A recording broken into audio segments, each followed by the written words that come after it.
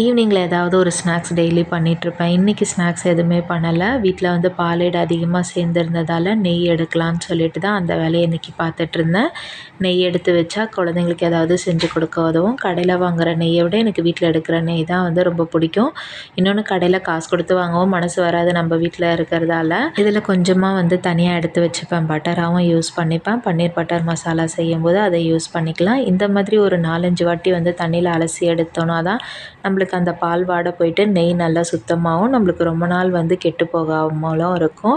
கடைசியாக பார்த்திங்கன்னா எந்த அளவுக்கு சாஃப்டாக அந்த பட்டர் இருக்குது பாருங்கள். இந்த வாட்டி வந்து கொஞ்சமாக பட்டர் மட்டும் எடுத்து வச்சுட்டு மிச்சத்தை வந்து நெய் காசு எடுத்து வச்சுக்கிட்டேன். இந்த வெண்ணெய் வந்து நல்லா உருகி வரும்போது அதை பார்க்கவே ஆசையாக இருக்கும். ஐஸ்கிரீம் மாதிரியே இருக்கும் அந்த பாலேடும் அந்த வெண்ணெய் உருகி வர்றதும். அதே போல் இந்த அடியில் வந்து அடி பிடிக்காமல் இருக்கிற அளவுக்கு அதை வந்து சுரண்டி எடுத்துக்கிட்டே இருந்தால் நம்மளுக்கு நெய் வந்து அதே எல்லோ கலர்லவே நம்மளுக்கு நல்லா அழகாக வரும். தேங்க்யூ.